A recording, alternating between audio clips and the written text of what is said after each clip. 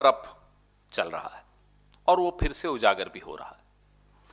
भाजपा सरकार ने राष्ट्रीय सुरक्षा को बलिदान कर दिया, जो हमारी भारतीय वायुसेना के हित उनको खतरे में डाला और देश के खजाने को हजारों करोड़ रुपए का नुकसान करवाया। पिछले 5 वर्षों में संदिग्ध राफेल डील में जो प्रत्येक आरोप है, जो हम लोगों ने यहां बैठकर कई बार आपसे साझा किए, आप लोगों ने मीडिया में चलाए, और जो प्रत्येक पहेली है, उन सब का इशारा अब इशारा नहीं रह गया। स्पष्ट तौर पे देश की सत्ता में बैठे उच्चतम नेतृत्व तक जा रहा है।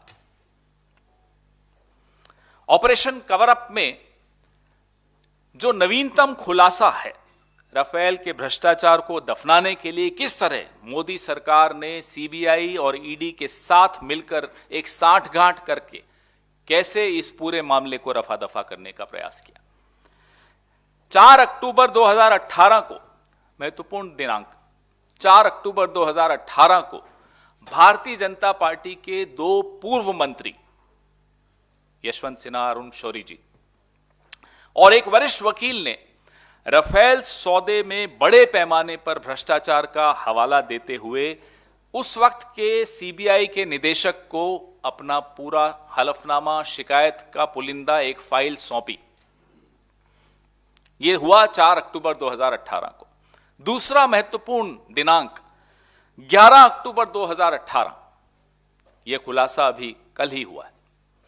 11 अक्टूबर 2018 को मॉरिशस सरकार के अटॉर्नी जनरल ने राफेल से जुड़े कमीशन के कथित भुगतान के संबंध में सीबीआई को दस्तावेज दिए।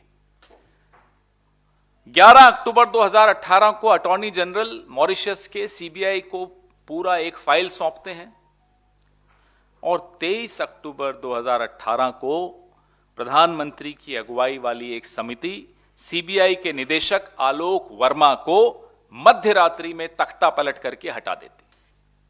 देखिए कितना रोचक ये संयोग है, प्रयोग है, जो भी है आपके सामने है।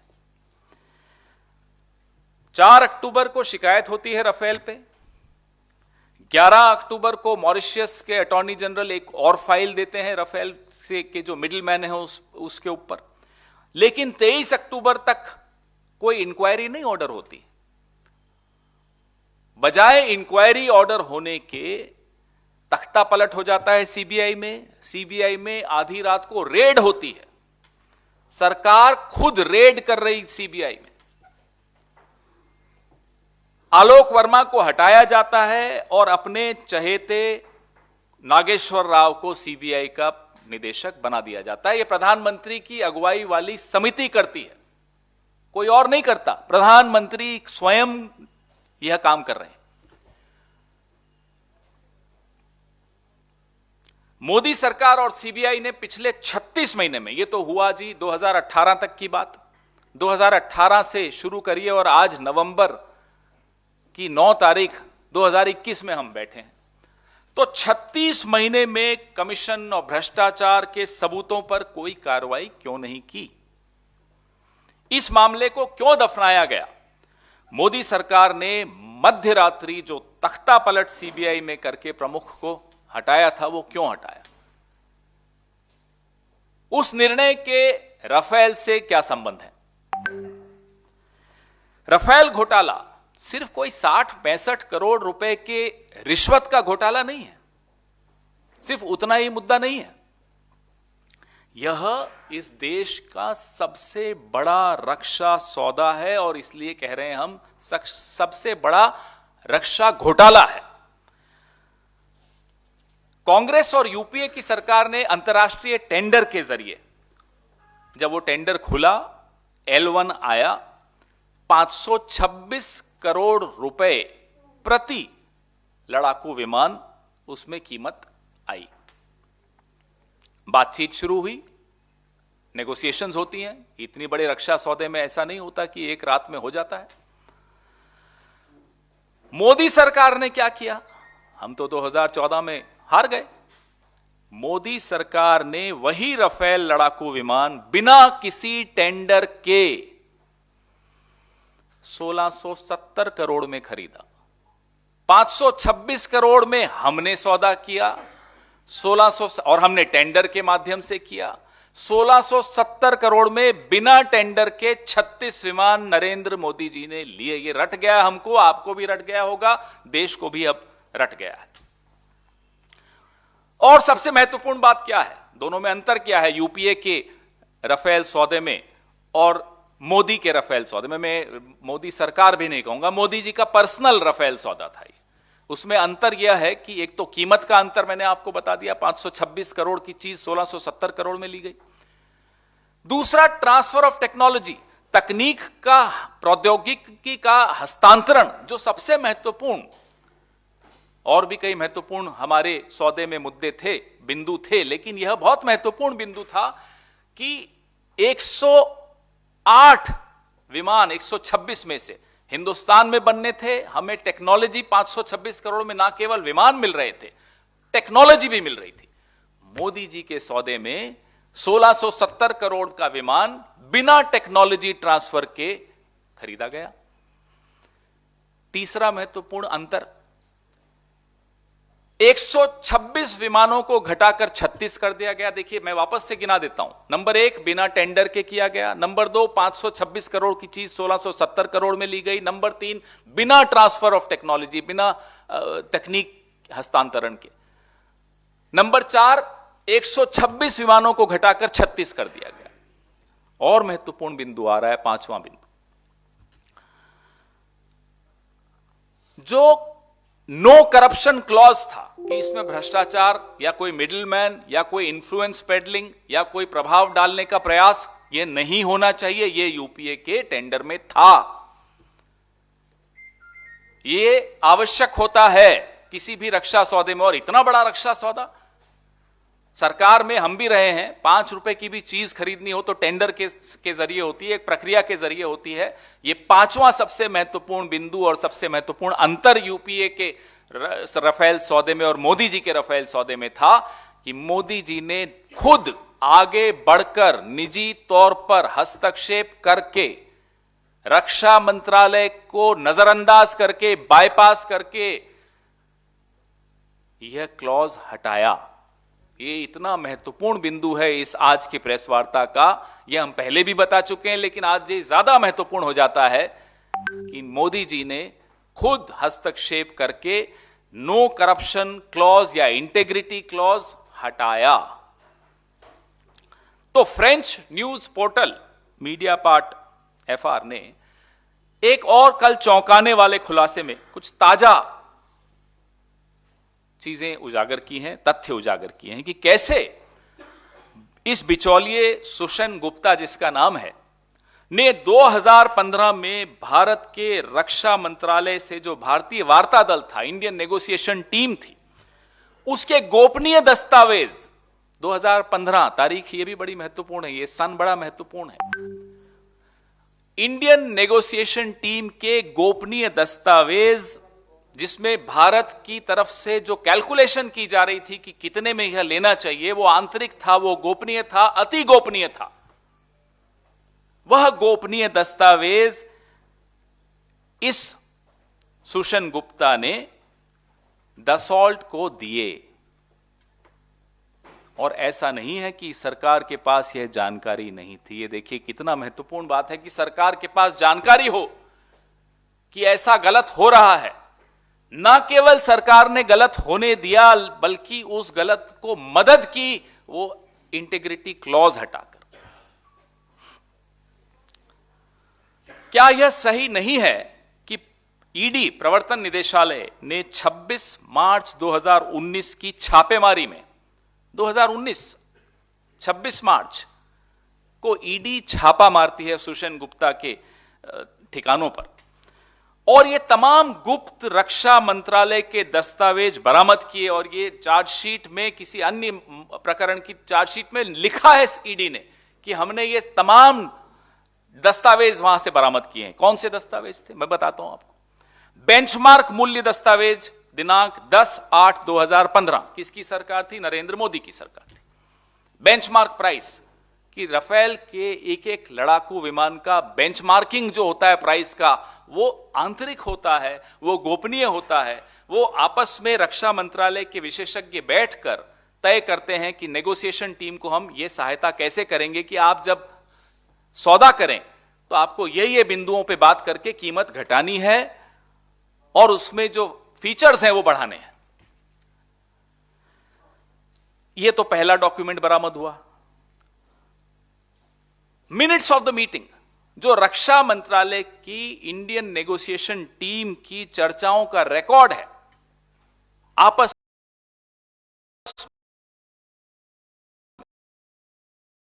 गोपनीय है, आंतरिक है, अति गोपनीय है। नंबर 2, यह बरामद हुआ।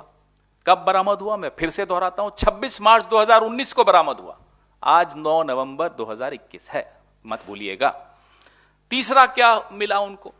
तीसरा जो कागज मिला, रक्षा मंत्रालय भारत सरकार द्वारा की गई गणना, कैलकुलेशंस की एक्सेल शीट एक बिचौलिए के पास 2019 में बरामद हो रहा है।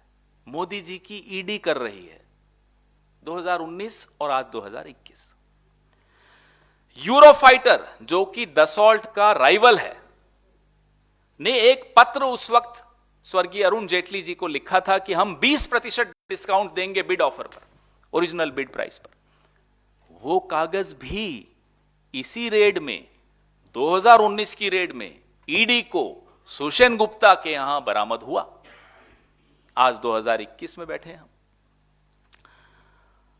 जो सबसे महत्वपूर्ण पांचवां कागज बरामद हुआ, बड़ा गौर से सुनिएगा। 24 जून 2014 की तारीख थी उस नोट पर। वह नोट सुषेन गुप्ता ने दसॉल्ट को भेजा था और उस नोट में क्या लिखा था? 24 जून 2014, नई सरकार थी, मोदी जी की सरकार को 1 महीना हो चुका था, शपथ लिए, स्थापित हो चुकी थी। सुषेन गुप्ता उस नोट में लिखते हैं दसॉल्ट कंपनी को कि पॉलिटिकल हाईकमांड के साथ मैं आपकी बैठक करवा सकता हूं। यह भी बरामद हुआ ईडी को। ये 5 कागज जो बरामद हुए, 1200 कागज हैं, लेकिन मैं इन 5 का जिक्र कर रहा हूं। यह 5 कागज जो बरामद हुए, उसको लेकर सरकार 26 मार्च 2019 से 9 नवंबर 2021 तक क्यों बैठी रही? पहले तो आप सीबीआई को हटा देते हैं, डायरेक्टर को रेड डालते हैं उसके ऑफिस में, इतनी घबराहट है आपको राफेल को लेकर। फिर जब आपको कागज बरामद होते हैं, ईडी की फाइल, केस फाइल में वो कागज दर्ज हैं, मौजूद हैं, पत्रकारों ने देखे हैं, तो क्या सरकार ने नहीं देखे होंगे? हम यह जानना चाहते हैं, जो 5वां बिंदु था पॉलिटिकल हाईकमांड। मोदी सरकार, क्या आप खुद है पॉलिटिकल हाईकमांड, तो क्या आपकी पॉलिटिकल हाईकमांड से किसी की बैठक सुषेन गुप्ता ने कराई?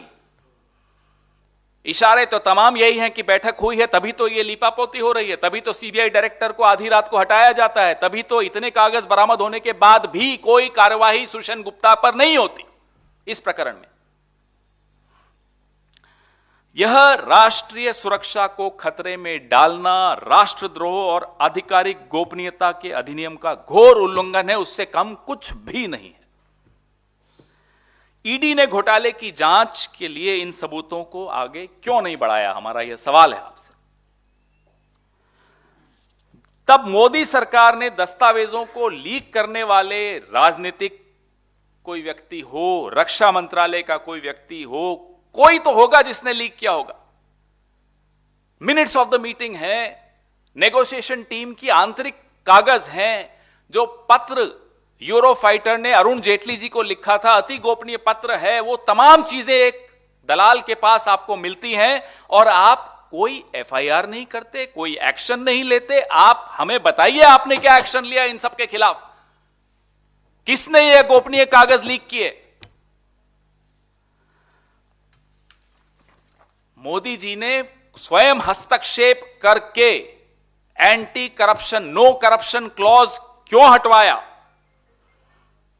यह किसी भी रक्षा सौदे में भ्रष्टाचार विरोधी खंड जो होता है, नो करप्शन क्लॉज जो होता है, जो हमारा डिफेंस प्रोक्योरमेंट प्रोसीजर है, उसका ये एक स्तंभ है, बड़ा महत्वपूर्ण स्तंभ है, और वो आपने खुद हस्तक्षेप करके हटवाया। आपको देश के हितों से क्या दुश्मनी है, हम यह जानना चाहते हैं। जुलाई 2015 में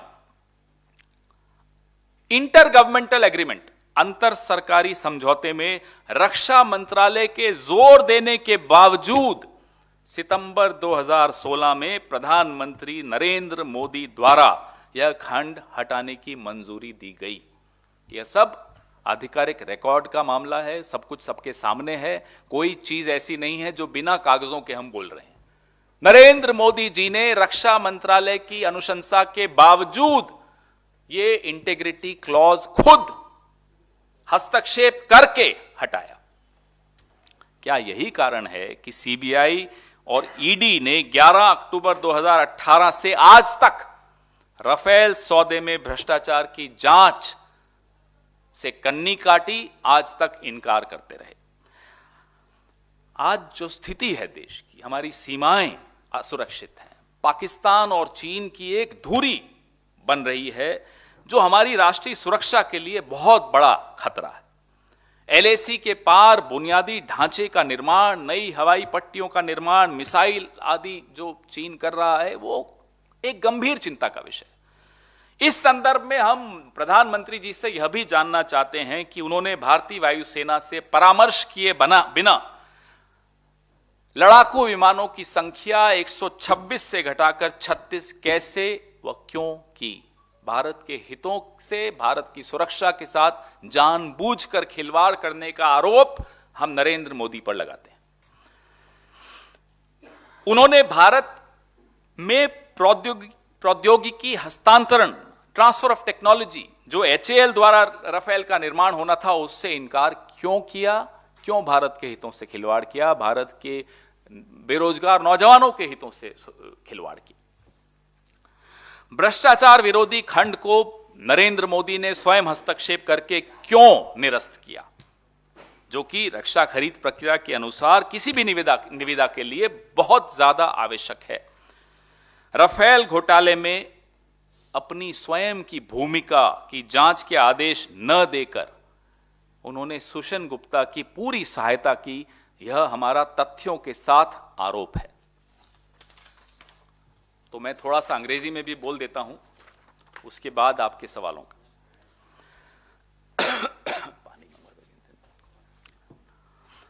Friends, there is an operation cover-up going on by the Modi government to bury the black melting pot of corruption, kickbacks and collusion in the multi-crore Rafael deal, and it's exposed once again. The BJP government undermined national security, jeopardized the interests of our armed forces, and caused a loss to the exchequer of thousands of crores. 41,000 crore to be precise. And we'll come to the figure later. Each revelation in this murky affair for the last 5 years that we've been sharing with you, and you've been sharing with the country, every single allegation, every single piece of the puzzle goes right up to the topmost leadership of this country, the Prime Minister's doorstep. The latest revelations in Operation Cover-Up reveal the dubious nexus between Narendra Modi's government, CBI and ED, all of them, to bury the Rafael corruption. On 4th October, this is a very important date, 4th October 2018, two former union ministers of BJP, Mr. Yashwant Sinha, Mr. Arun Shourie, and a leading legal activist, submitted a complaint, a file to the then director CBI Alok Verma, citing massive corruption in the Rafael deal. This was on 4th October 2018, important date to remember.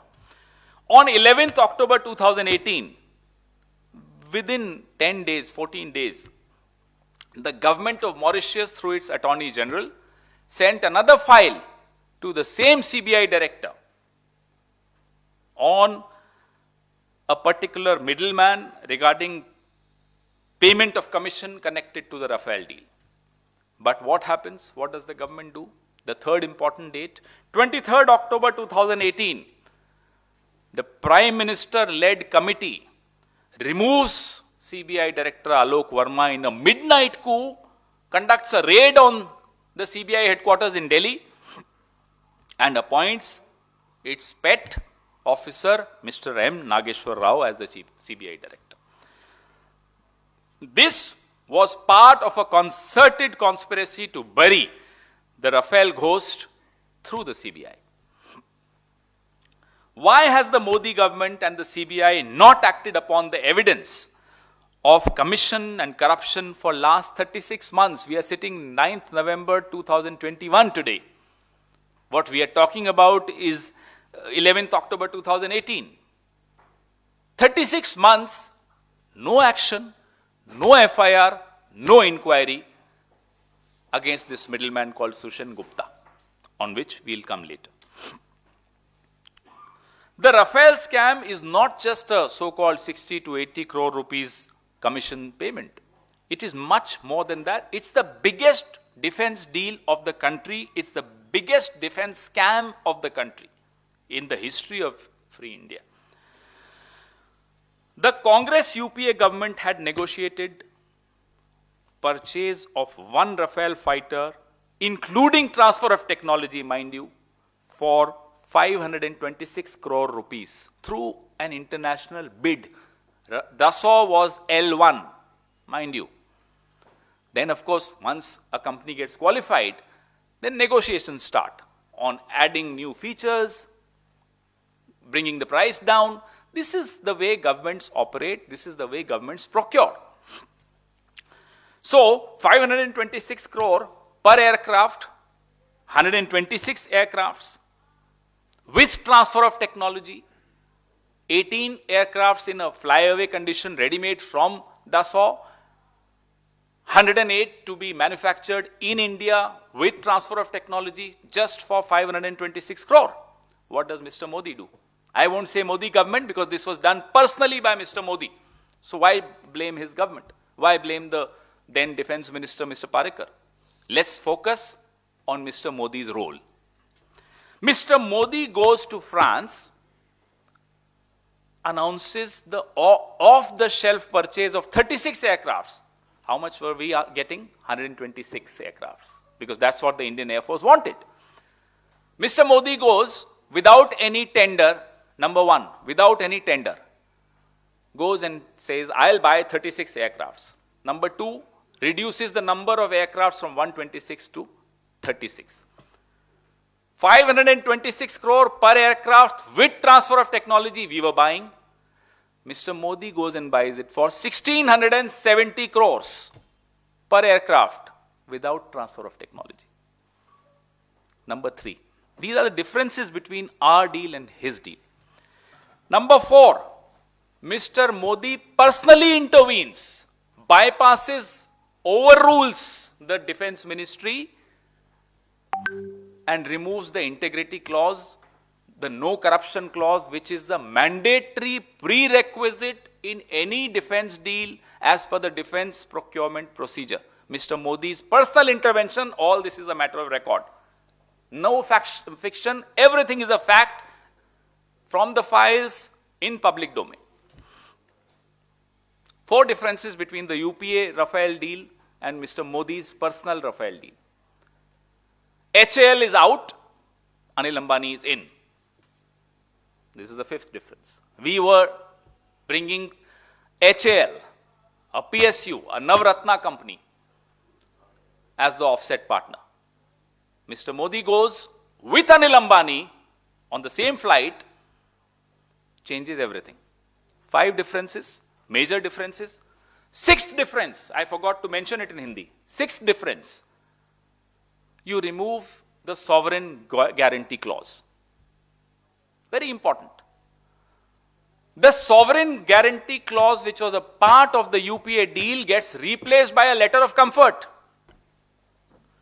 The law ministry opposes it on file, not once but twice.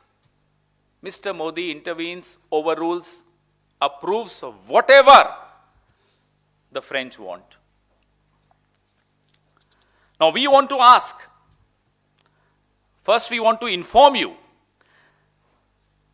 on 26th March 2019, the Enforcement Directorate raided this particular middleman on some other matter, on some other deal, this middleman called Sushan Gupta. 26 March 2019. What do they recover? Very important 5 documents. 1200 documents, but let's mention these 5 documents which are relevant to this press conference and to this story.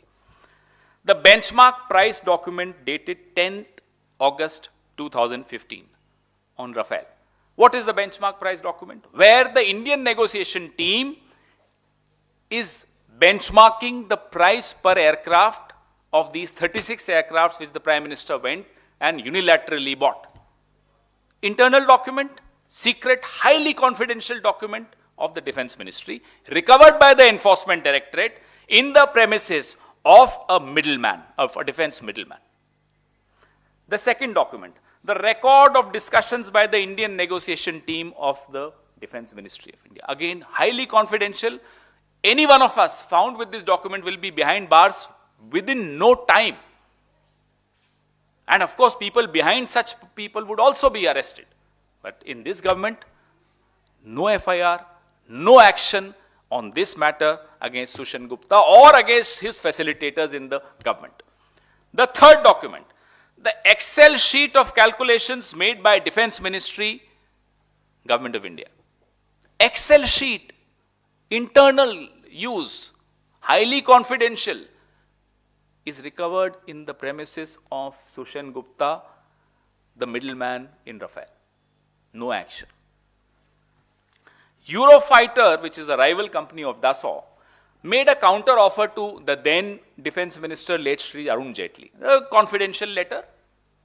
This letter too is recovered in the premises of Sushan Gupta by Enforcement Directorate on 26 March 2019. No action. We are in 9th November 2021.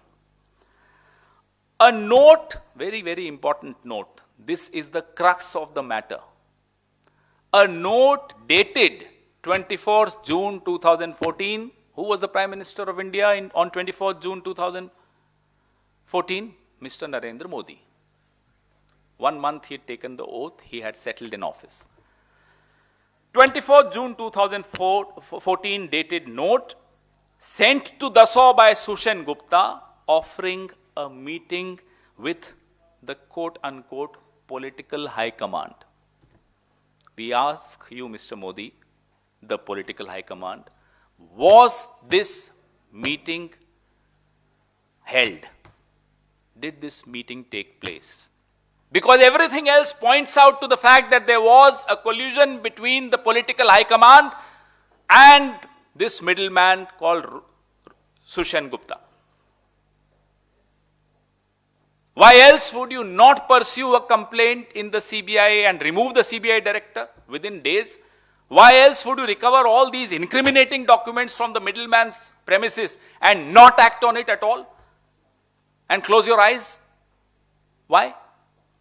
Because you knew. Sorry. Why else would you remove the no corruption clause? Because you knew the moment you get exposed, everything will be jeopardized. This deal will come crashing down. You wanted to save the corrupt. You colluded with the corrupt. You are part of the corruption. Why did the ED not pursue these evidences recovered from Sushan Gupta's premises further to investigate the Rafale scam? What was the worry? What was the reason? What was the compelling reason which forced this government not to investigate this matter? Why did the Modi government not take action against Dassault? When you found out that Dassault was indulging into corruption, was engaging the services of a middleman, the middleman was supplying highly confidential documents from the Defense Ministry to a foreign company. Why did you not take action neither against the middleman nor against that company? You endangered national security. This is sedition. This is gross violation of the Official Secrets Act. Recovery of these documents in a private citizen's house. Can you believe this? Under the very watch of this government, recovered by this government, not acted. Why? PM personally abrogated the anti-corruption clause, the no bribery, no gift, no influence peddling, no commission, no middleman. This is what the clause says. The PM abrogated this clause. And this is mandatory as per the defense procurement procedure. Government of India, Defense Ministry. You cannot abrogate this clause. But the Prime Minister intervened. The Defense Ministry didn't want him to abrogate it. The French wanted him to abrogate this, and he agreed with the French, sacrificed and undermined our interests. Were the anti-corruption clauses deleted to escape responsibility from bribery and commission to be paid in defense deal, Rafale deal? Why was the deletion of anti-corruption clauses approved by the Prime Minister? We want to know. In September 2016, despite the Defense Ministry's insistence upon including it in the IGA Intergovernmental Agreement in July 2015. All this is in file, nothing out of the file. Is this the reason why the CBI and the ED refused to probe the corruption of Rafale deal since 11th October 2018? Now we have some questions. Why did the Prime Minister, without consulting the Indian Air Force, reduce the numbers of aircraft from 126 to 36? Why did he deny transfer of technology which was coming to India and manufactured in India by HAL? Why did he abrogate the integrity clauses? Why did he protect, very important, why did he protect Sushen Gupta by not ordering investigation into his role in the Rafale scam, instead by removing Alok Verma? Your questions, please.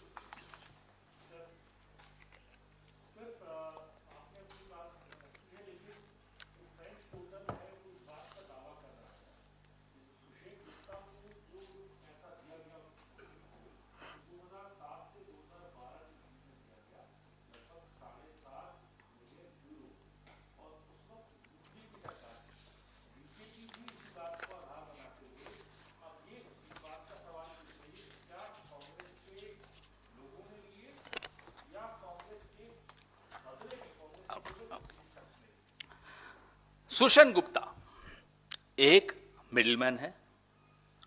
इसको दसों ने कब higher किया था? सन 2000 में. किसकी सरकार थी?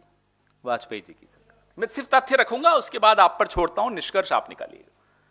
सन 2000 में सुशन गुप्ता को दसों हायर करता है. दसों कंपनी के अपने रिकॉर्ड इसी पोर्टल ने पिछली स्टोरीज में दिए हैं, इस स्टोरी में भी दिए हैं. 2 मिलियन यूरोस 2004 की जनवरी में देता है. किसकी सरकार थी? वाजपेयी जी की सरकार थी. मैं कोई आरोप नहीं लगा रहा, मैं सिर्फ आपको तथ्य बता रहा हूं, उसके बाद के निष्कर्ष आप निकालिए.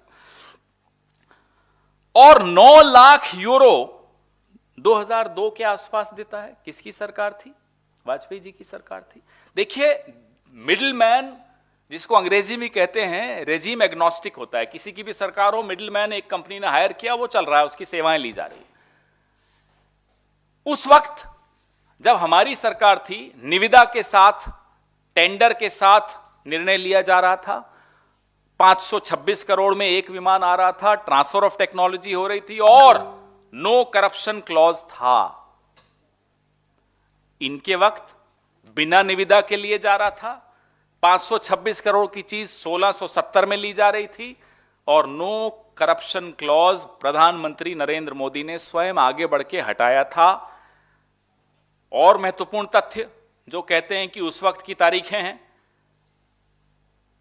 सबसे महत्वपूर्ण तथ्य, आपकी ईडी ने जो बरामद किए कागज, उन कागजों पे तारीखें क्या हैं? 2015, 2016, 2014 की 24 जून की मैं आपको नए नेतृत्व से मीटिंग करा सकता हूं.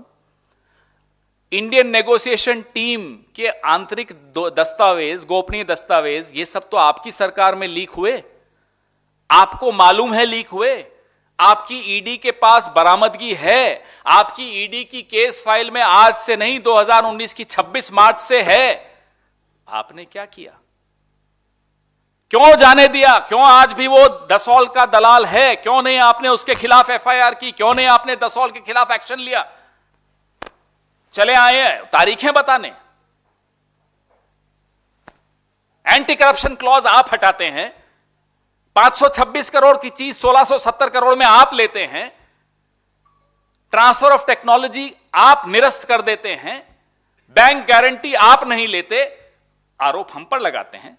हम तो निविदा से कर रहे थे, हम तो एंटी करप्शन क्लॉज भी ला रहे थे, आपने वो हटाया और आगे बढ़कर हटाया और रक्षा मंत्रालय को बाईपास करके ओवर रूल करके हटाया। आपने लॉ मिनिस्ट्री को ओवर रूल करके हटाया। आपके सामने आपकी एजेंसी फाइल रख रही है। ईडी ने अगर इतनी बड़ी चीज बरामद की, क्या प्रधानमंत्री को नहीं मालूम है कि इतने कागज, महत्वपूर्ण कागज, जेटली जी को पत्र लिखा जा रहा है, रक्षा मंत्री हैं उस वक्त के जेटली जी, वो पत्र एक दलाल के घर पे मिल रहा है, रक्षा मंत्रालय की आंतरिक कैलकुलेशंस एक दलाल के घर पे मिल रही हैं और उन आंतरिक कैलकुलेशंस के बिला पर 5.9 बिलियन यूरोस की कीमत 36 विमानों की बढ़ाकर 7.8 बिलियन, जो एग्जैक्ट फिगर सुषेण गुप्ता ने एक नोट में दसौं को दिया, उसी फिगर को दसौं ने कोट किया और हमारी सरकार ने नतमस्तक होकर अपनी ही रक्षा मंत्रालय को ओवर रूल करके 5.87 बिलियन को बढ़ाकर 7.8 बिलियन कर दिया। सब कुछ सामने है आपके। वो नेगोशिएशन टीम के कागज बरामद हुए हैं, उन कागजों में ये सारी कैलकुलेशंस हैं। उन कैलकुलेशंस के आधार पर अनुशंसा करता है सुषेण गुप्ता दसौं को कि आप यह फिगर कोट करिए, दसौं वो फिगर कोट करता है, 3 लोग उस फिगर पे सहमत हैं। कौन? दसौं, सुषेण गुप्ता और नरेंद्र मोदी। बताइए किसके खिलाफ एक्शन होना चाहिए? जब मर्डर जिसके वक्त नहीं हुआ हो, 302 उस पर कैसे लगाओगे आप? 302 उस पर लगेगी जिसके सामने, जिसके वक्त, जिसकी नाक के नीचे मर्डर हुआ है।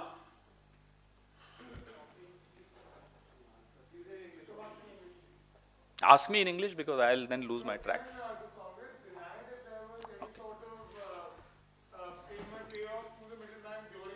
Okay.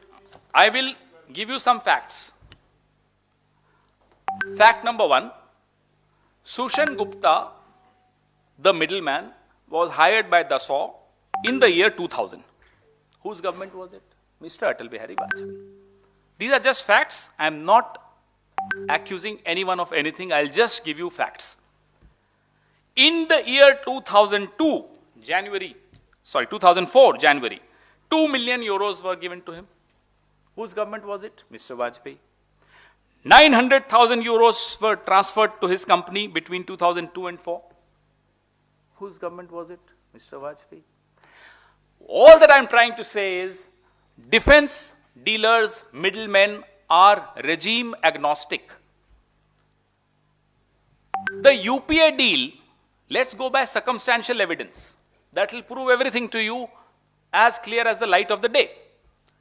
The UPA deal was through a global tender in which Dassault was L1. The UPA deal meant 526 crore per aircraft with transfer of technology. The UPA deal had integrity clauses in it, no corruption clause in it, no middleman, no influence, no corruption clause in it. The Modi deal was without a tender. The Modi deal was not for 526 crore per aircraft, but for 1670 crore minus transfer of technology. Can you believe this? And most important, the Modi deal saw Mr. Modi personally intervening and removing the no corruption clause. Who does it help? Who does it save? What does it prove? It's right there in front of your eyes. To say that these are dates when the government, Congress government was in power, did the deal get fructified during Congress? No, it did not. It got fructified under Mr. Modi. The documents recovered by ED in the premises of Sushen Gupta have all the dates there. Why is the BJP ignoring those very important dates where the Indian negotiation teams internal calculations, highly confidential documents are recovered in the house of Sushen Gupta, and the Modi government is quiet. And the BJP is not speaking about these dates. We are shocked. What about the other document? A very, very confidential correspondence between Eurofighter and Mr. Jaitley, late Mr. Jaitley, who was then defense minister. What else can be more sensitive information than this? Price sensitive information is recovered at Sushen Gupta's house. Internal correspondence is recovered at Sushen Gupta's house. All this is recovered on 2019, and a very important note is recovered wherein he says in 2014, June 24th, that he is in a position to organize a meeting between the political high command of the new leadership with Dassault company. Why is the BJP quiet on these dates? When the murder was committed under your regime, 302 will be imposed also on you, because you committed the murder. You can't say that 302 should be imposed on Congress. The murder didn't happen during the Congress regime. The murder happened today. Whose government is it today? It's Mr. Narendra Modi. So it's a stupid question by BJP when they talk about those dates and not talk about the dates which are mentioned on the sensitive documents recovered in Sushen Gupta's house. Why are they quiet for the last 36 months? No action, no FIR, no inquiry. Why? Who are they trying to save? The Prime Minister himself?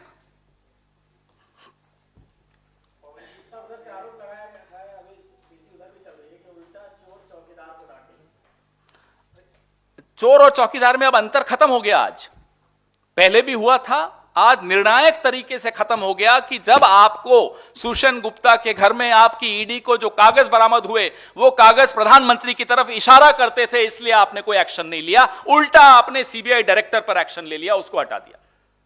उन कागजों में स्पष्ट तौर पे 24 जून 2014 का एक note है जिसमें सुशन गुप्ता लिखता है दसॉल्ट कंपनी को, अपने क्लाइंट को, कि मैं आपके नए नेतृत्व के साथ मीटिंग तय करवा सकता हूं। और उसी वक्त आपने देखा पिछले साल 2 साल पहले जब यह आर्टिकल भी फ्रांस में छपा कि सुशन गुप्ता की सेवाएं दसॉल्ट ले रहा है क्योंकि सुशन गुप्ता के भारतीय जनता पार्टी नेतृत्व से घनिष्ठ संबंध हैं। जवाब देना बीजेपी। कागज आपकी एजेंसी बरामद करती है, उन कागजों में भी तारीखें हैं, वो तारीखें नहीं दिख रही इनको। जब आपके सामने आपके द्वारा मर्डर हुआ है तो 302 आप पर लगेगा। यहां वहां की बात करने से कोई फायदा नहीं होने वाला उनको। हमें इन तारीखों का जवाब दीजिए कि जब भारतीय नेगोशिएशन टीम की आंतरिक गोपनीय दस्तावेज सुशन गुप्ता के घर पे के कार्यालय में ईडी, आपकी ईडी बरामद करती है तो आप चुप क्यों रहते हो?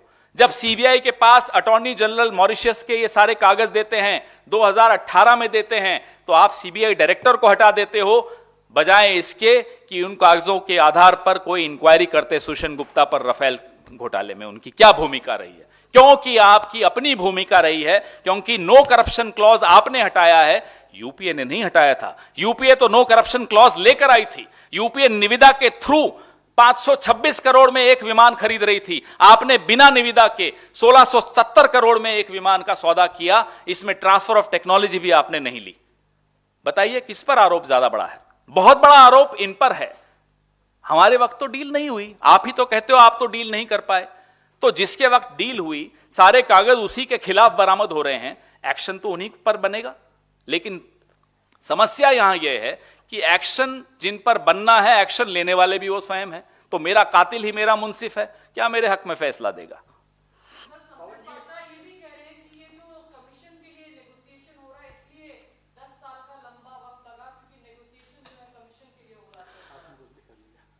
हो सकता है आप बहुत जल्दी कर पाए। हम तो मानते हैं सामने सारे सबूत हैं कि आपको कमीशन भी मिली। हम तो कह रहे हैं इलेक्टोरल बॉन्ड्स आज ले आइए सबके सामने, देखते हैं ना किसकी कंपनी को कितने, किसकी पार्टी को कितने पैसा मिले हैं। इलेक्टोरल बॉन्ड्स को अब बहुत प्रासंगिक हो गया है कि आप जग जाहिर कीजिए, मालूम तो पड़े कि राफेल सौदा में इलेक्टोरल बॉन्ड्स के माध्यम से किस पार्टी को कितना पैसा मिला, सब कुछ स्पष्ट हो जाएगा।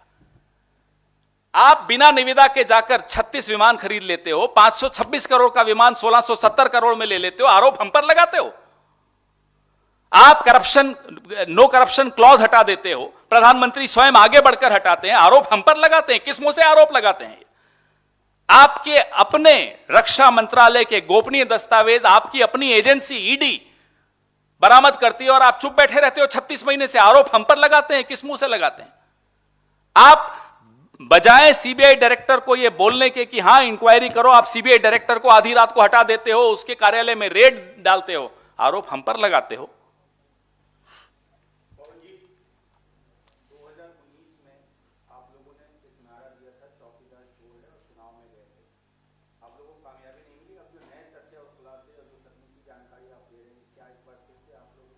यह नारा अब जनता लगाएगी।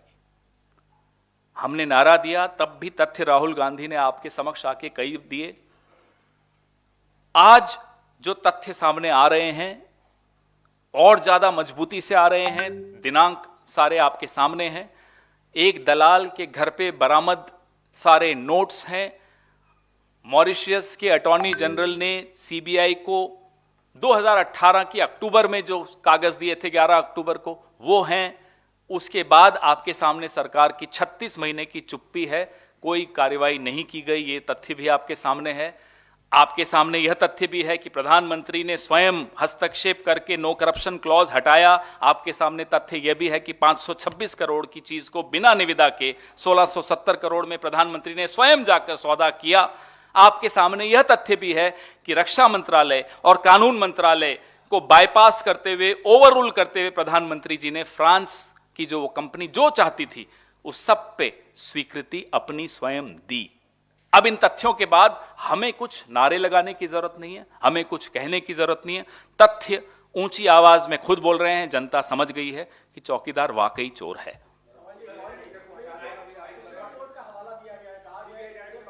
एक सेकंड ये खत्म हो जाए, इनका आधा सवाल हुआ था। जो सर्कमस्टेंशियल एविडेंस आपके सामने आ रहा है, अक्टूबर में ही सब कुछ हुआ। 2018 की अक्टूबर बड़ी महत्वपूर्ण साल और महीना है।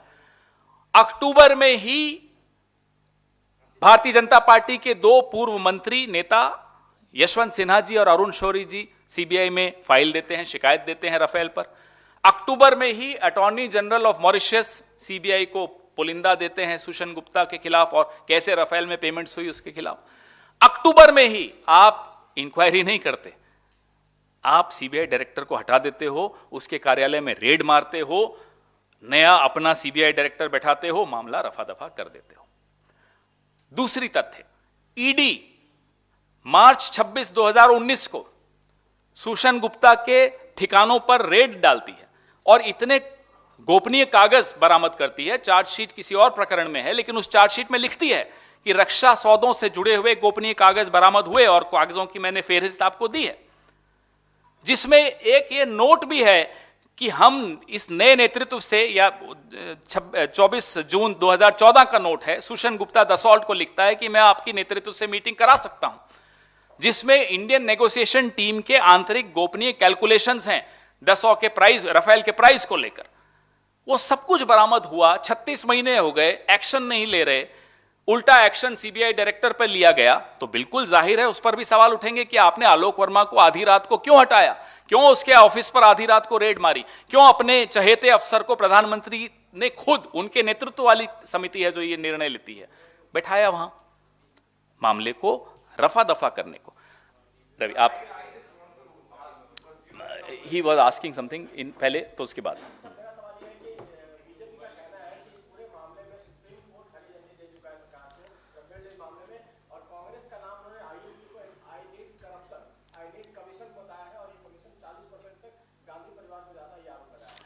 देखिए, कोल, 2G, विनोद राय की माफी और अब ये, जिसमें नो करप्शन क्लॉज हटाते हुए प्रधानमंत्री खुद रंगे हाथों पकड़े जाते हैं, जिसमें 526 करोड़ का विमान 1670 करोड़ में प्रधानमंत्री खुद खरीदने चले जाते हैं, जिसमें ट्रांसफर ऑफ टेक्नोलॉजी निरस्त कर देते हैं, जिसमें बिना निविदा के इतना बड़ा सौदा करते हैं, जिसमें खुद हस्तक्षेप कर करके अपने ही कानून मंत्रालय, अपने ही रक्षा मंत्रालय को नजरअंदाज करते हैं, उनकी अनुशंसा को नजरअंदाज करते हैं, हस्तक्षेप करके ये डील करवाते हैं। और जब शिकायत होती है, जब कागज बरामद होते हैं दलाल के घर पे और ऑफिस में ईडी द्वारा, उन कागजों पर 36 महीने से कोई कार्रवाई नहीं की जाती। मुझे बताइए अपराधी कौन?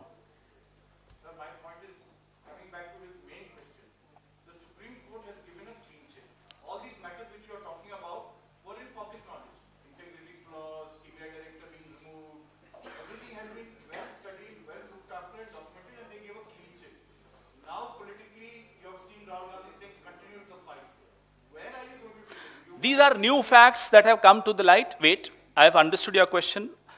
The new facts being that these documents were recovered from the middleman's house. And the new fact being 36 months the government did not act. So when new facts, and Supreme Court never said no to a JPC, to the best of my memory and knowledge.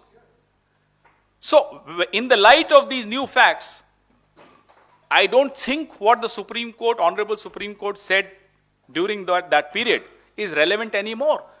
Because even under any common sense, law of common sense, if new facts come to light on any crime, obviously the crime is live and the investigation is merited. How will the CBI investigate itself? We've been demanding JPC. Now we want this truth to come out. Who got this money? 41,000 plus crores. We have every circumstantial evidence pointing to the topmost leadership of the country. Truth has to come out. Let there be a JPC. Of course, we can't say the CBI will inquire the CBI, because we know the CBI and ED are very busy raiding film stars and others, petty criminals and others. They don't have time to investigate themselves, so we can't expect the CBI to dispassionately investigate itself. And what about Supreme Court? You won't go back to them again? We didn't go to the Supreme Court even then.